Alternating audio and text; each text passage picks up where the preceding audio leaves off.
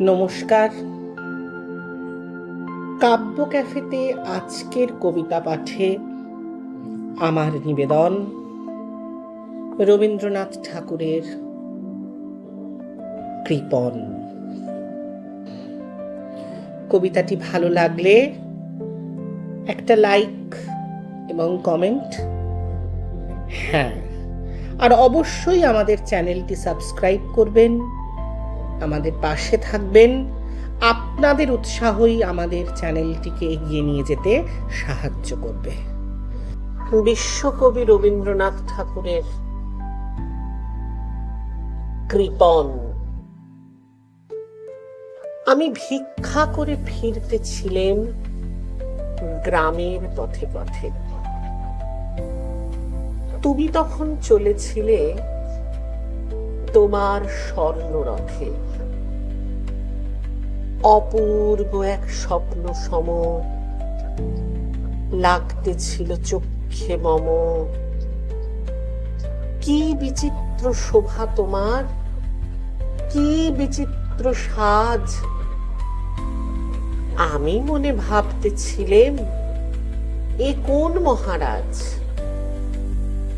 আজি শুভক্ষণে রাত পোহালো, ভেবেছিলেম তবে আজ আমারে দাঁড়ে দাঁড়ে ফিরতে নাহি হবে। বাহির হতে নাহি হতে কাহার দেখা পেলেম পথে।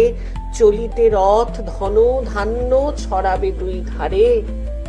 মুঠা মুঠা কুড়িয়ে নেব ভারে ভারে। দেখি সহসা রথ থেমে গেল আমার কাছে এসে। আমার মুখ পানে চেয়ে নামলে তুমি হেসে। দেখে মুখের প্রসন্নতা জুড়িয়ে গেল সকল ব্যথা।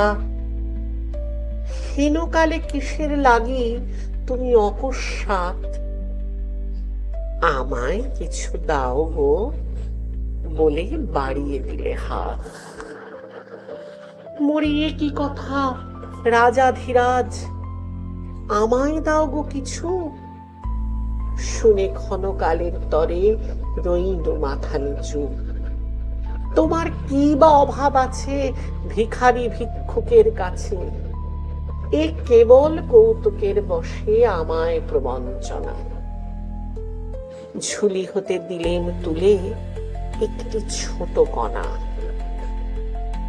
যবে পাত্রখানি ঘরে এনে উজাড় করি, এ কি ভিক্ষা মাঝে একটি ছোট সোনার কণা দেখি। দিলেম যারা আজ ভিখারিরে, স্বর্ণ হয়ে এলো ফিরে। তখন কাঁদি চোখের জলে দুটি নয়ন ভরে।